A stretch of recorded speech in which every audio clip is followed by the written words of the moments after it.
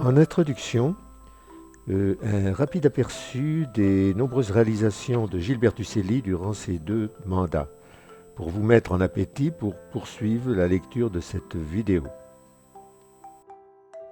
Gilles Bertucelli a été maire de Preuilly-sur-Claise pendant 2 mandats, de 2008 à 2020. Au cours du premier, il a cumulé cette fonction avec celle de conseiller général et la direction de son entreprise, avec l'aide démultipliée de sa femme Françoise. La tentation de faire un 3e mandat l'a momentanément titillé, mais il a su privilégier sa famille et sa vie privée. Il a contribué à dynamiser Preuilly-sur-Claise de par sa connaissance et son amour de sa commune de naissance. Il avait encore plein de projets en tête. Gilles aimait les gens, ceux de sa commune en particulier, qu'il connaissait bien. Sa fougue et sa passion ont pu en heurter certains et en séduire d'autres. La maladie l'a surpris comme elle a surpris son copain Jam. Gilles nous a quittés et nous sommes très nombreux à le regretter. Aujourd'hui, il me semble nécessaire de rappeler le travail qu'il a accompli en tant que maire, le rappeler pour qui ne se souvient plus et à le faire découvrir aux nouveaux venus. L'objectif que s'était donné Gilles était de retrouver une population de 1500 habitants. Mais pour retrouver une population similaire à Yzeure et ainsi équilibrer nos populations et nos relations. S'il n'a pas atteint son but de 1500 habitants, il a par contre réussi à inverser la tendance. Sa politique volontariste a forcément rassuré les habitants et convaincu les couples tentés de s'implanter à Preuilly-sur-Claise, malgré un frein important à cause du manque de locatifs restaurés correctement. Les statistiques fournies par l'organisme de l'Observatoire des territoires, qui indiquent que depuis 2008, nous avons perdu 99 habitants contre 93 pour Yzeure. Cela est positif quand on voit qu'entre 1982 et 2007, nous en avons perdu 450, alors qu'Yzeure en perdait 357. L'effet fermeture de Dennery et de Dallet pour Yzeure se fait sentir pour les 2 communes. Mais si l'effet Intermarché s'est fait sentir lors de son installation, avec un gain d'une centaine d'habitants, on peut estimer qu'aujourd'hui, ce n'est plus un critère déterminant. Ce qui est encore plus intéressant, c'est de voir que de 2015 à 2018, nous n'avons perdu que 7 habitants, alors qu'Yzeure en perdait 73. On peut penser que cette tendance va se poursuivre jusqu'en 2023, même avec le changement de municipalité. Une certaine dynamique a été impulsée par Gilles à cette équipe de savoir en bénéficier en continuant de dynamiser Preuilly. Nous avons la chance d'avoir un environnement favorable, lieu de promenade des Preuillassiens, où s'organisent régulièrement les fêtes et les manifestations de tout genre. Sont regroupés dans cet espace où on a su préserver sa beauté naturelle, un plan d'eau arboré, des jeux pour les enfants, encadrés par la claise et le gymnase. Cadre idéal pour l'implantation d'une guinguette, ce qui fut fait au cours du mandat. À proximité, le camping, la piscine et le terrain de foot 5 associés à 2 tennis et récemment à un foot 5. Un clubhouse et un local rénové pour le tennis. L'ambition pour le camping était d'obtenir une 3e étoile. Pour cela, il fallait apporter quelques améliorations pour répondre aux critères et montrer la volonté de la municipalité de s'investir dans le long terme. Les priorités étaient d'installer des mobil-homes ou des chalets, d'avoir un gardien à tenir et un lieu pour le loger, d'avoir Internet au camping et de sécuriser son accès. Apporter quelques aménagements à la piscine en accordant la gratuité aux campeurs et améliorer l'espace jeu.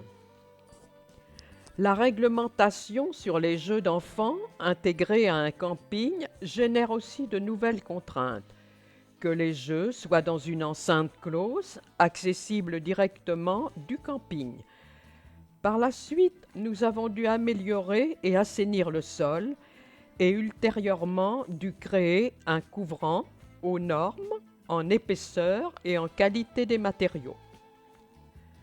En 2012, nous avons obtenu la consécration en obtenant ces 3 étoiles.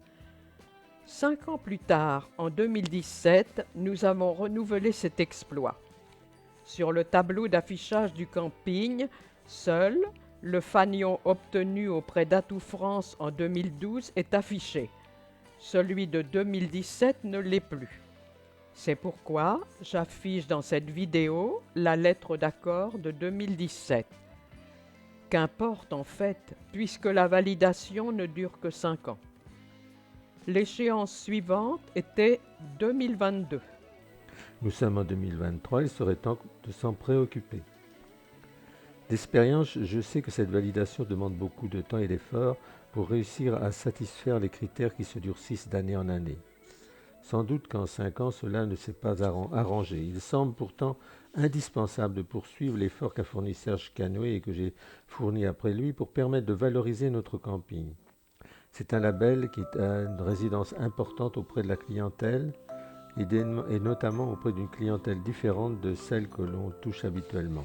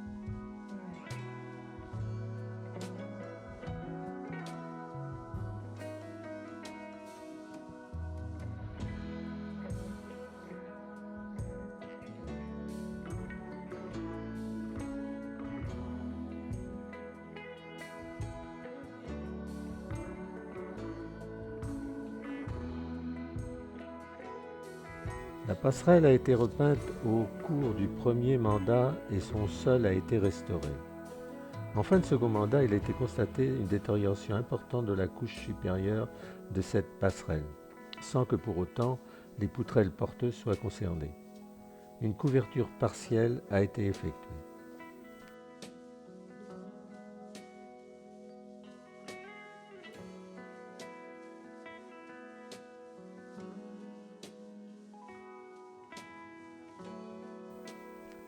À proximité du camping, cet espace laissé en herbage a été recouvert de bosses pour permettre aux jeunes de s'adonner à des courses de VTT cross. L'idée était bonne. Cette prairie était considérée comme une zone tampon en cas d'inondation. À la demande de l'administration, la terre qui avait été ramenée a dû être enlevée et le site rendu à son aspect initial. Ignorant la réalité, certains s'en sont émus sur Facebook.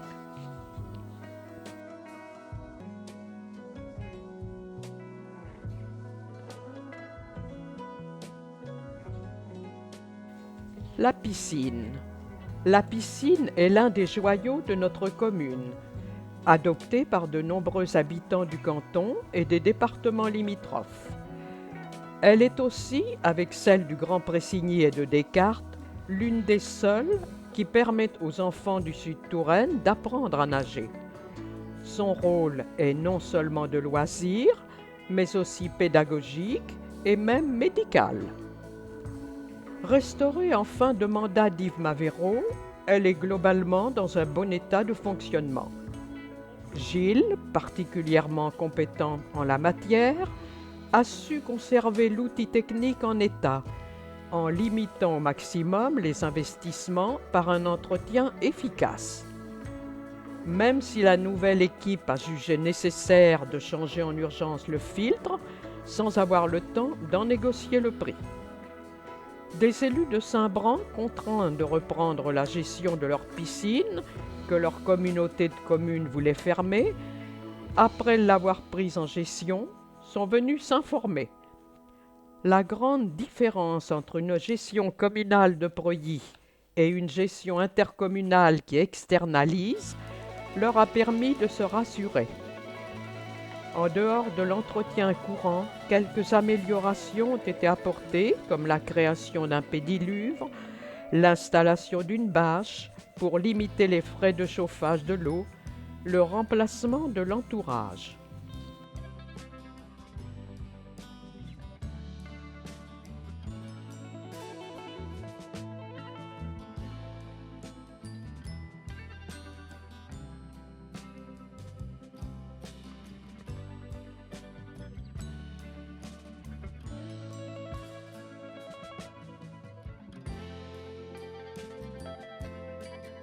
Pour l'école, le grand chamboulement a été de passage au numérique avec l'accès à Internet et l'implantation de tableaux numériques dont ne bénéficiaient pas toujours certaines écoles de grandes villes.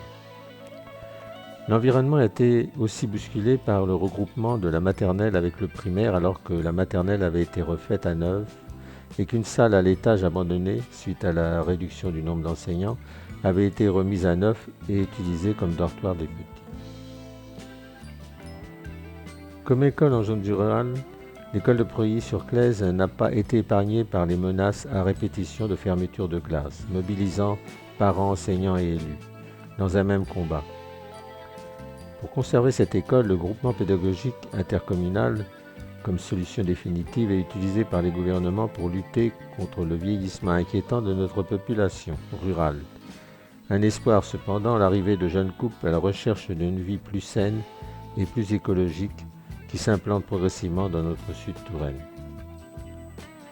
L'école primaire avait aussi été refaite à neuf, classe et cantine. Elle avait acquis un nouvel espace créé pour accueillir les enfants du centre loisirs qui gérait la commune depuis de nombreuses années.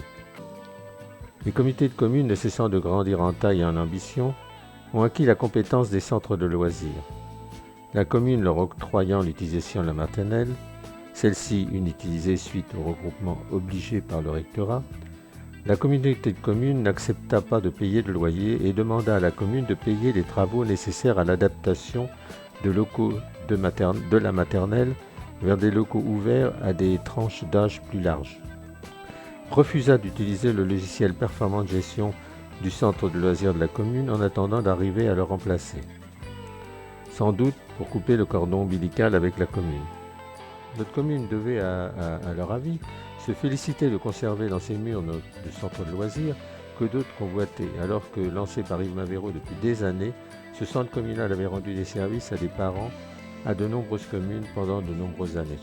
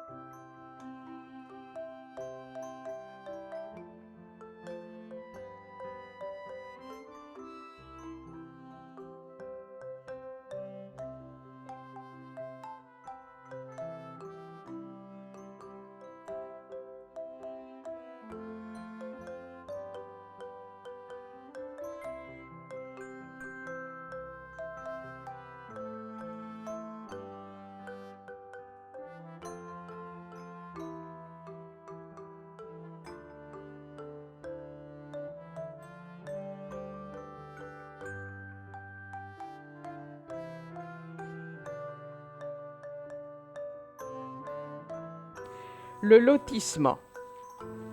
Le choix du lotissement ne semblait pas poser de problème à l'origine. Nous n'avions pas réserve foncière pour accueillir quelque projet que ce soit. Un exemple, ce projet privé de maison d'accueil pour anciens, non prêts à entrer en maison de retraite, qui traîne depuis de nombreuses années. À l'origine, la grande majorité des élus rejetaient la possibilité de s'intéresser à la restauration du bâti ancien du centre-bourg. Trop cher. Il a toujours existé des tenants du vieux et des tenants du neuf. Les deux ont sans doute raison. Encore aujourd'hui, certains élus pensent que les personnes à la recherche de locatifs veulent du neuf, alors qu'ils recherchent simplement un logement restauré avec tout le confort moderne. Ceux-là ont voté pour le lotissement à l'époque, comme tout le monde. C'était dans le programme de Gilles. Reprocher aujourd'hui à Gilles ce semi-échec est un mauvais procès. Reprocher l'existence d'un prêt et surtout le fait de vendre le mètre carré en dessous du coût de revient du lotissement, c'est oublier volontairement ou par ignorance que dans ce coût, il y a l'assainissement, l'électrification et la création de dessertes qui incombent à la collectivité. C'est d'ailleurs pourquoi toutes les communes qui se sont lancées dans la création d'un lotissement connaissent ce phénomène. Dieu sait pourtant si Gilles s'est battu avec l'administration pour faire avancer ce projet. Deux éléments ont rendu la commercialisation de ce lotissement difficile. En premier lieu, le Grenelle de l'environnement, lancé à l'époque par M. Sarkozy, sous l'influence de Jean-Louis Borloo et Nicolas Hulot. Si ce texte a apporté une réponse positive à la lutte contre le réchauffement climatique, il a renchéri, selon les avis de 10 à 15%, le coût d'une construction. En second, la présence à Preuilly-sur-Claise de nombreux sites classés ou inscrits a incité les bâtiments de France à cumuler les contraintes du cahier des charges. Alignement des bâtiments, style de construction et implantation de garages et dépendances très réglementés. Interdiction de style moderne, imposition de matériaux nobles, choix des essences pour les haies. Toutes ces contraintes ont fait reculer les prétendants à la construction, incités bien souvent par leurs constructeurs de construire ailleurs pour toutes ces différentes raisons. Gilles s'est battu avec Val Touraine Habitat pour faire construire des pavillons sur ce terrain et a réussi non sans mal. Ces 2 pavillons sont loués sans discontinuité, montrant bien le besoin réel localement de location. Malgré cela, de nouvelles constructions promises n'ont pas été construites. Aux nouveaux élus, parfois très critiques, de reprendre le flambeau. Surtout qu'aujourd'hui, ce fameux cahier des charges ne s'applique plus. Le maire a donc plus de latitude pour accélérer et assouplir les autorisations de permis de construire. On a également reproché à Gilles d'avoir orienté des postulants à la construction de construire au Pontrot, alors que ceux-ci s'apprêtaient à construire sur une autre commune, lui reprochant d'avoir gêné la création d'une déviation, alors que ces mêmes personnes s'opposent souvent à une déviation.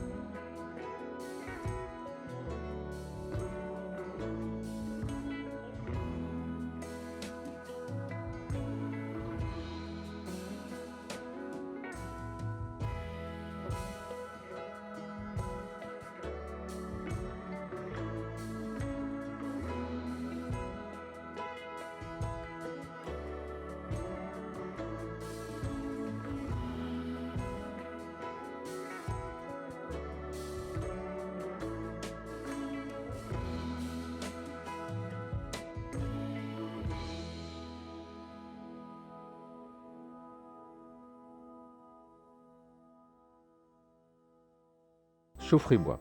Gilles, en tant que chauffagiste, ne pouvait pas se désintéresser des économies d'énergie et des nouveaux modes de chauffage. Précurseur de la pompe à chaleur, il se réjouirait probablement de voir la promotion faite aujourd'hui par les pouvoirs publics de promouvoir non seulement ce moyen de chauffage pour les particuliers, mais aussi pour les entreprises. Même si on peut s'inquiéter de savoir où tout ce beau monde trouvera assez d'eau dans nos sols, même avec rejet. Anticipant, il a remplacé la chaudière fioul de la mairie par une pompe à chaleur. Mais Gilles croyait aussi à la chaudière bois. Preuilly a dû être une des premières communes à s'en équiper, chauffant l'école, les salles de réunion, des associations, la piscine et le gymnase. Rachetant à EDF un local désaffecté permettant pour partie de le transformer en chaudière à bois, de chaudière bois, et de mettre à disposition du comité des fêtes un grand local de rangement de son matériel qui lui faisait énormément défaut.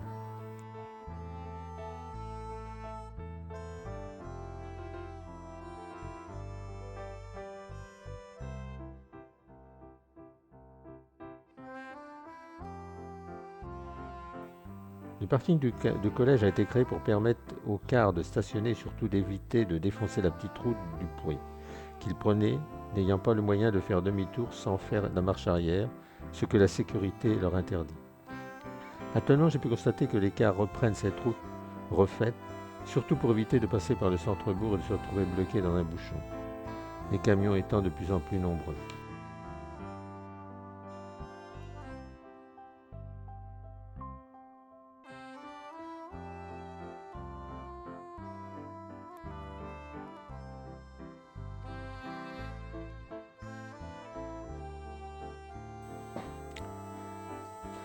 Alors, dès le début de son deuxième mandat, Gilles a tenté de trouver une solution auprès de départements pour solutionner la progression inexorable de la circulation dans l'arc central de la commune.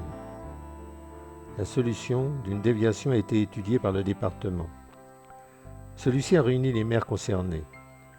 La commune ayant une superficie réduite, elle peut difficilement concevoir une déviation sans empiéter sur les territoires des voisins. Deux propositions ont été faites. Les élus de la commune ont choisi le plus court, mais ont regretté majoritairement que la solution du pont soit exclue faute de budget. Le projet de déviation reportait des problèmes dans une zone qui permettait de créer deux voies sur une grande partie du circuit, mais restait problématique dans certains tronçons, d'où l'opposition de la commune concernée. Dès lors, il ne restait plus qu'à Gilles de décourager les camions à passer dans notre bourg.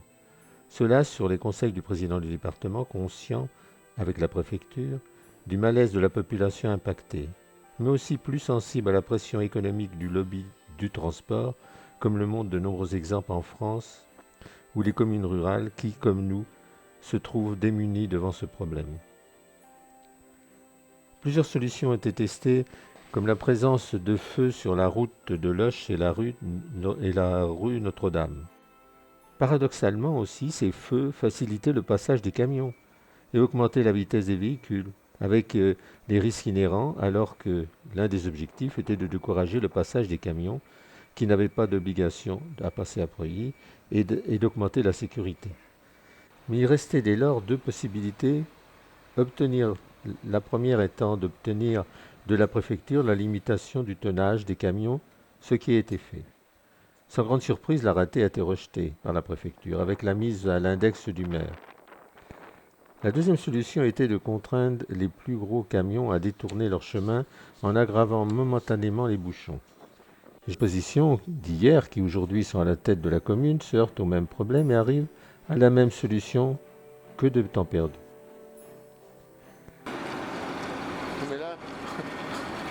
Mais là c'est pas le rond-point qui est en cause, c'est la largeur de la rue, mais bon.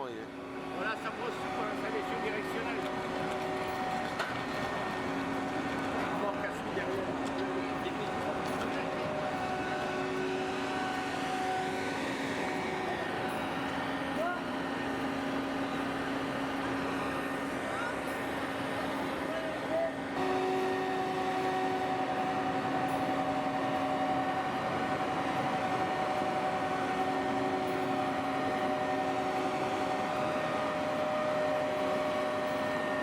Le chauffeur poids lourd, il doit se demander si pourtant c'est pas la période des moissons.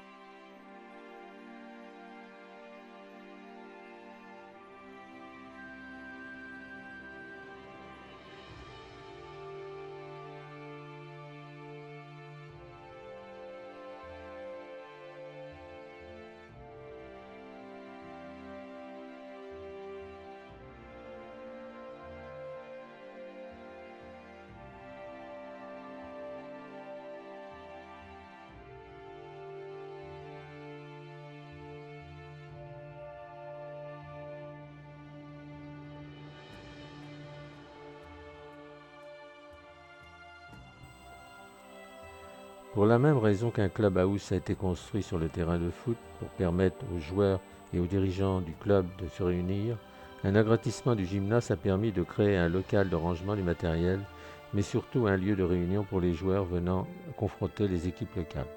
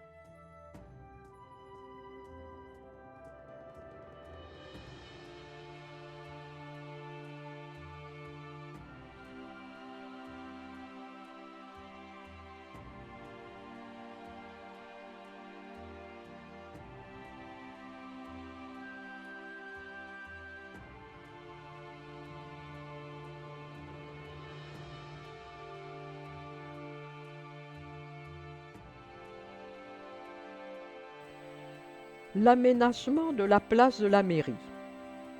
Ce projet très critiqué au début, puisque principalement certains élus d'opposition à l'époque avaient lancé une pétition pour sauver le stationnement et quelques arbres, entraînant par cela un rejet d'une partie de la population. Je me souviendrai longtemps du trait d'humour de Gilles à l'un des porteurs de la pétition qui invoquait son choix pour avoir été sollicité par de nombreux habitants. S'ils sont aussi nombreux que ceux qui ont voté pour toi, je n'ai pas de crainte à avoir, avait-il ajouté. Ce projet consistait à supprimer le stationnement sur la place de la mairie pour la mettre en valeur, avec un espace gazonné et une allée empierrée pour retrouver la grandeur de ce bâtiment, avec le projet ultérieur de s'attaquer à l'entrée de la mairie, l'isolation de son portail et la restauration de son clocher. Cette idée lui était venue quand, lors de certains comices, cet espace était couvert de fleurs par M. François Bruno. Mais son projet ne s'arrêtait pas là, puisqu'en parallèle, il avait négocié avec la Poste le rachat par la commune de la totalité de l'immeuble, encouragé à cela par la nécessité de trouver un site pour un cabinet dentaire aux repreneurs de M. et Mme Raymondy.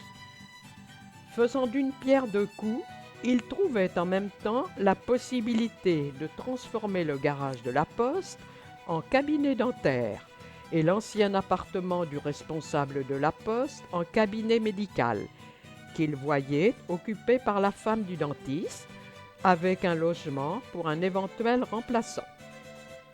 Conscient que ce logement pouvait difficilement convenir à un autre médecin, mais sans doute convenir à des sinistrés.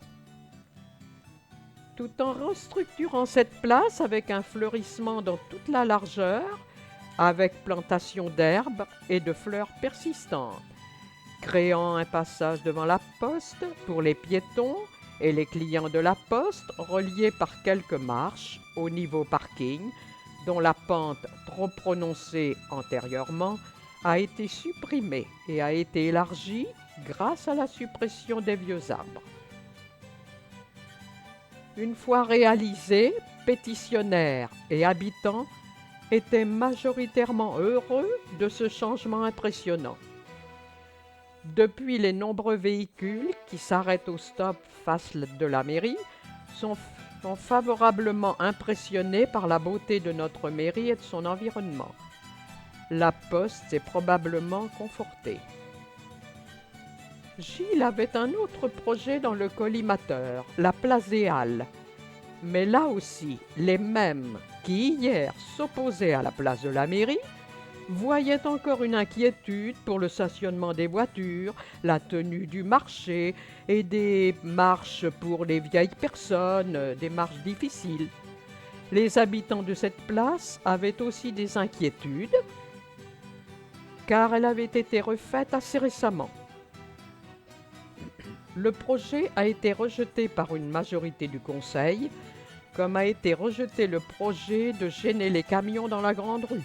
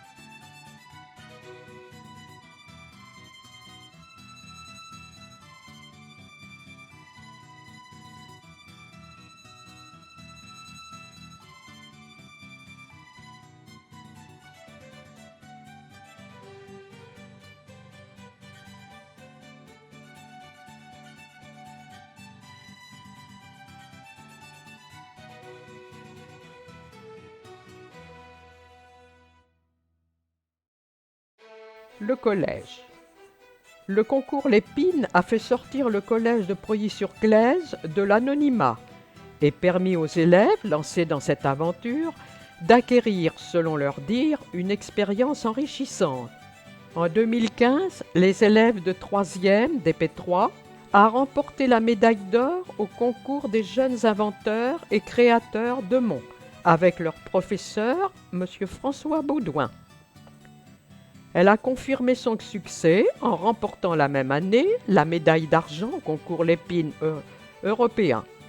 Leur invention, le Frig Open, permet d'ouvrir la porte d'un réfrigérateur tout en ayant les mains occupées. En 2016, les élèves du collège de Preuilly ont décroché l'or au concours Lépine européen avec Stop Heat, qui permet de retirer des plats chauds du micro-ondes après avoir remporté le même succès à Mons au concours des jeunes inventeurs et créateurs.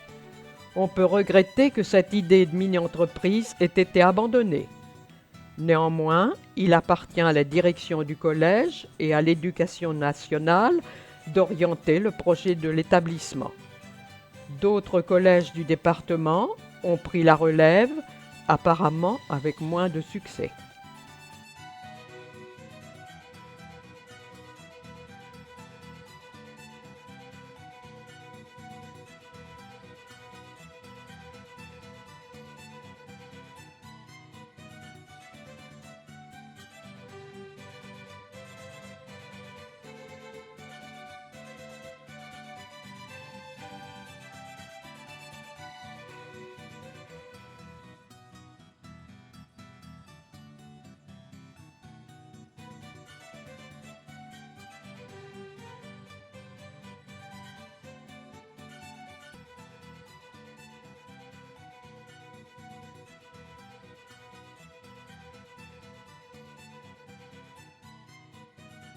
Gilles avait l'ambition de refaire deux rues, la rue de la Fontaine, Jourdain et la rue de la Berbère.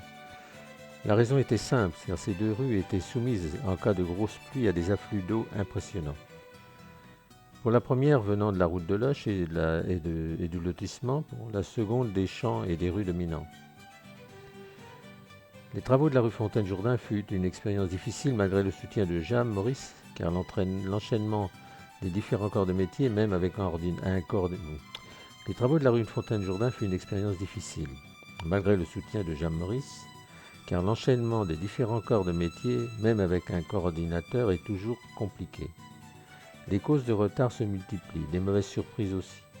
Chacun rejetant la faute sur l'autre, l'espoir de ne faire qu'une seule tranchée a vite été déçu en raison des choix de chacun, refusant de dépendre de l'autre, ou en raison d'une soi-disant réglementation, accusant, pour se dédouaner, le maître d'œuvre d'être responsable car trop pressé. Le résultat, bien que satisfaisant, a laissé un goût amer aux élus et aux habitants en raison des délais déraisonnables pour l'exécution des travaux. Gilles s'est bien dit qu'on ne le reprendrait pas à se lancer dans une telle galère que beaucoup de maires ont connue et redoutent. De ce fait, le projet de la rue de la Berruère a été abandonné.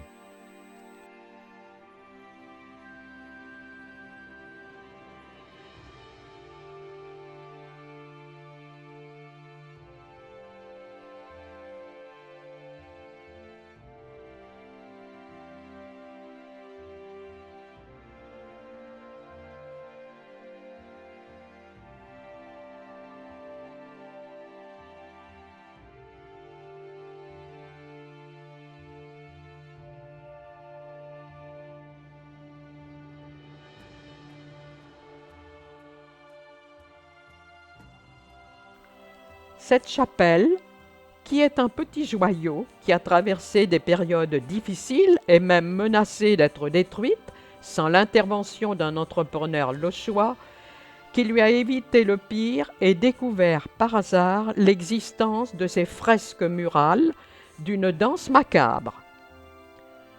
Confié à la commune, à l'époque d'Yves Mavero, un projet de restauration avait été étudié et abandonné, jugé trop coûteux. C'est Bernard de Lamotte qui a pris son bâton de pèlerin pour rechercher des financements et faire connaître sa chapelle de tous les saints auprès d'associations et de mécènes. Soutenu par quelques élus, mais aussi la société archéologique fondée par M. Lezeau, dont il était devenu président. Il a réussi à convaincre Gilles Bertucelli du bien fondé du projet et de la possibilité de trouver les financements en limitant le financement communal. C'est au bout d'une dizaine d'années de bataille que Bernard de Lamotte a pu voir son rêve se réaliser et les travaux commencer. La première tranche a consisté à réparer les dégâts de maçonnerie intérieure et les nombreuses fissures, protéger les fresques, refaire la toiture et restaurer la jolie voûte. Les entreprises ont dû réaliser l'exploit de soulever la charpente pour permettre de consolider les assises et raccorder les murs entre eux pour les renforcer et redresser les distorsions accumulées au cours du temps. Une fois faite, la toiture a pu être prise dans sa totalité, en renforçant et restaurant la charpente d'origine. Le clocheton a été refait à l'identique, surélevé d'un nouveau coq. Le drac, imposant de faire cette opération avec une protection sous forme de parapluie protégeant la voûte. Les horribles étais soutenant l'ensemble ont pu être enlevés. La voûte, quant à elle, a demandé une très grande minutie. Chaque pièce démontée recevant un code afin de pouvoir être repositionnée à la même place. Les remplacements de pièces manquantes l'ont été par des bois neufs ayant subi un vieillissement spécial. Inutile de dire que ce travail a pris du temps. La seconde tranche qui vient de se terminer a consisté à effectuer la maçonnerie extérieure et la reprise de contreforts, de changer les deux portails et de créer des vitraux. Au final, de restaurer les fresques murales par touches progressives. Ça n'avait pas ce côté ocre brun. Vous voyez ce que je veux dire ? Voilà. Là, on ne va pas pouvoir faire ça partout. On ne va pas pouvoir alléger partout. Il y a des endroits où ça restera comme ça. Là, vous pouvez voir le tracé original. Là où il y a de la peinture dans le piquetage, c'est que c'est pas d'origine. Quand il y a de la peinture. Ah ben bien sûr, ça a été rajouté. Voilà, ça c'est bon, bah, la difficulté de l'état de ces peintures. Une question. Avez-vous trouvé des traces de silotia? Non, on n'a pas de dessin préparatoire. La couche est très fine. Non. On suppose qu'on peut voir sur la technologie, c'est que les petits motifs que vous voyez là-haut, alors ça c'est ceux du 15e, très abîmés. Ça c'est ceux du 20e, et là encore ceux du 15e, on les voit peut-être un peu plus que... Là. Oui, voilà. Là, vous les voyez bien. Ils sont fins, ils sont très nets. Ils étaient noirs et pas gris. Et ils sont faits au pochoir. C'était une bande faite au pochoir. Donc ensuite, nous, ce qu'on va faire, une fois qu'on aura imposé les petits enduits, il y a des endroits où on va pouvoir retoucher pour redonner, refermer un petit peu plus le décor. On retouche, nous, là où on est sûr de ce qu'il y avait. C'est-à-dire qu'on ne fait pas d'extrapolation, on n'imagine pas, quand on ne sait pas, on ne sait pas, on ne fait rien. Mais il est sûr que, par exemple là, on peut retoucher en jaune et retendre les traits. Là, on peut retoucher en jaune. Il y a plein de petites choses qu'on peut faire qui vont faire que, encore une fois, la surface sera moins brouillée et sera moins tachetée. Voilà. Par contre, évidemment, il y a des endroits où on ne peut pas préjuger de ce qui a été représenté, de même qu'on ne peut pas reconstituer de lettres. On ne fait pas de reconstitution au hasard. Mais le fait de faire, comme je vous disais, les ondulables de couleurs et aux endroits où c'est possible, de retracer quelques traits, de remettre un petit peu de couleur, ça va permettre d'avoir vraiment un aspect de la peinture, une surface de la peinture beaucoup plus homogène et plus agréable à l'œil et de redonner vraiment une belle cohérence et à mon avis, ça va faire un ensemble très beau, quoi, malgré toutes les difficultés qu'elle a traversées pour arriver jusqu'à nous.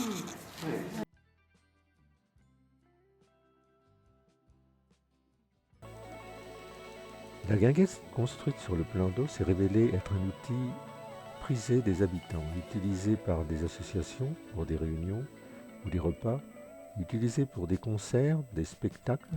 Elle a l'avantage d'être gratuite et située dans un cadre agréable. J'espère qu'elle a eu souvent l'occasion d'abriter des bals musettes, comme à son inauguration. Si ce n'est pas le cas, c'est dommage, car cette occasion, j'ai découvert qu'il y avait, comme dans les bals de jeunes, toute une clientèle suiveuse des orchestres, à la recherche de cette ambiance guinguette. La vidéo que j'ai faite à l'occasion de cette inauguration a fait un tabac, puisque plus de 60 000 vues ont été faites, alors que quand j'atteins 2000 vues, je suis déjà content. Je ne doute pas que ma vidéo est une belle réussite, mais cela prouve surtout que le monde du musette est bien vivant et que les papilles vont sur le web.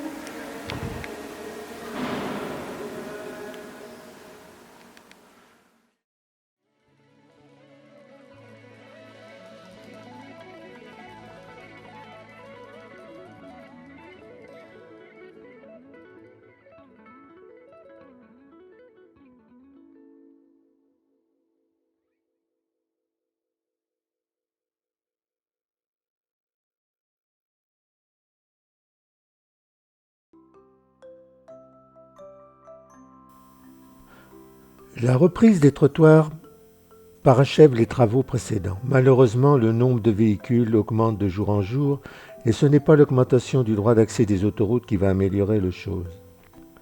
Les camions de plus en plus larges et longs sont contraints de monter sur les trottoirs dans les rues étroites qui n'ont pas été conçues pour laisser passer de tels véhicules. Ils montent sur les trottoirs comme les véhicules plus légers, souvent indisciplinés. Ils cassent les bordures et mettent en danger les piétons. Quand seront déroutés ces mastodontes de la route? Dieu seul le sait.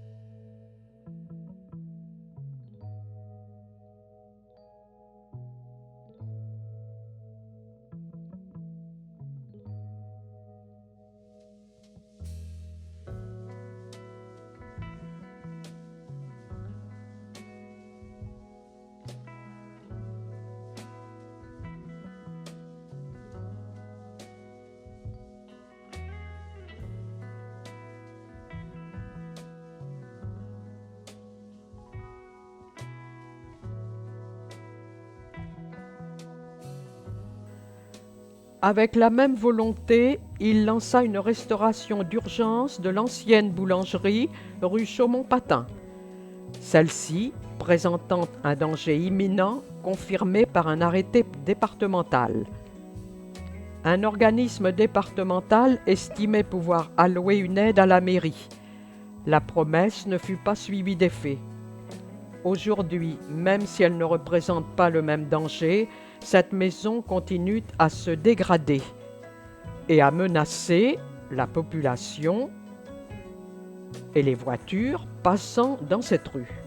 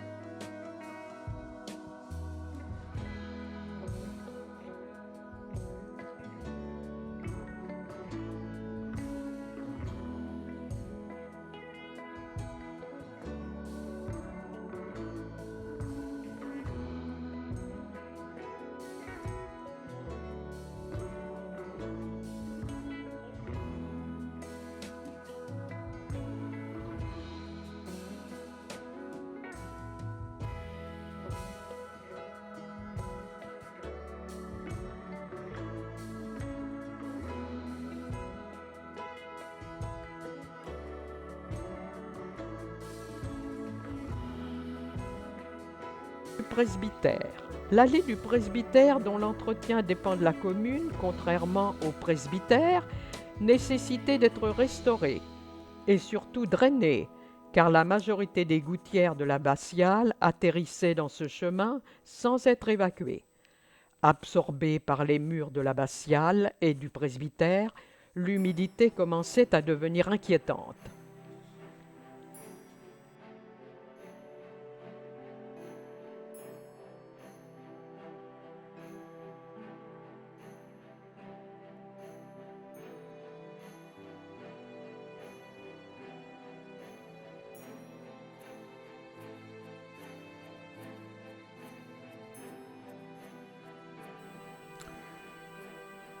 Gilles, dès le début de son premier mandat, a créé un logis pour accueillir les personnes démunies de passage dans notre commune, répondant à la requête de Madame Monod.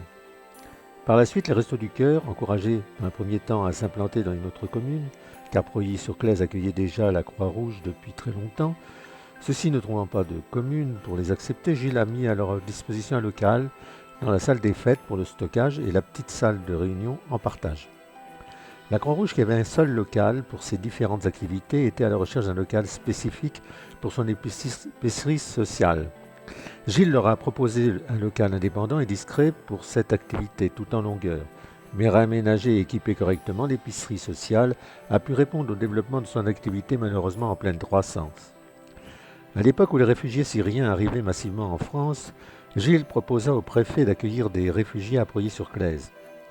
Réquisitionnant avec l'accord de Val Touraine Habitat les appartements vides, soutenus par Madame Beau avec son association créée pour l'occasion, pour des raisons pratiques, la préfecture privilégia les grosses communes.